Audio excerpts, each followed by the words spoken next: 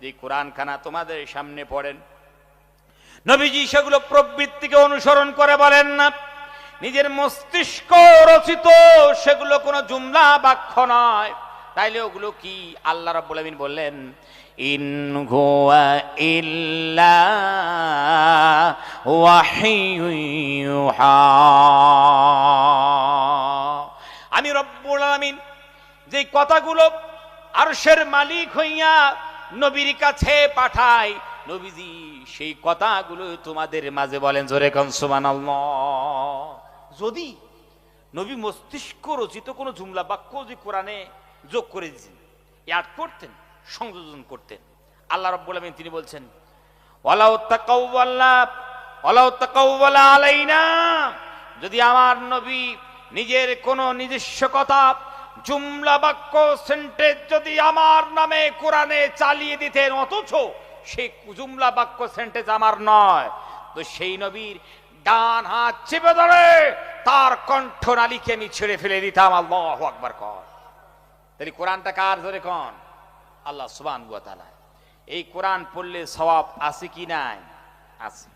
আজ গভীর রজনীতে সবাই মিলে কোরআনুল কারীমের আয়াত পড়ে পড়ে আমরা আল্লাহর দিকে মনোনিবেশ করব ইখলাসের সহিত। পাপ তো করেছি, আমরা তো অপরাধী, আমরা মুজরিম। আজকে আমরা কোরআনুল কারীমের আয়াত একটু তেলাওয়াত করি সবাই, কেউ জবান বন্ধ রাখবেন না।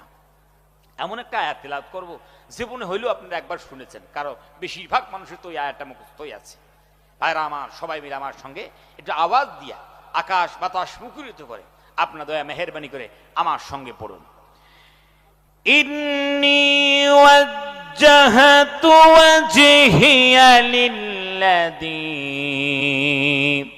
ফাতারাস সামাওয়াতি ওয়াল আরদা হানিফাও ওয়া মা আনা মিনাল মুশরিকিন। আল্লাহু আকবার। ভাইরা আমার, খুব মনোযোগ দিয়ে কিন্তু কোরআন শুনতে হবে, যেহেতু আল্লাহর বাণী। আমরা মানুষ হয়ে অ্যানালাইজ করছি, প্যার হাজিরিন, আল্লাহ তৌফিক দিয়েছেন বলেই সম্ভব।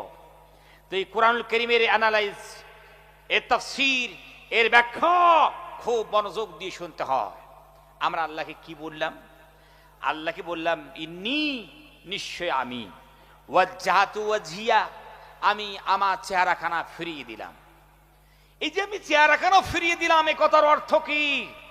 এ কথার অর্থ হচ্ছে আমার ধ্যান ধারণা, কৃষ্টি কালচার, গৌর ফিকির সবগুলো আমি ফিরিয়ে দিলাম। কোন দিকে ফিরিয়ে দিলে?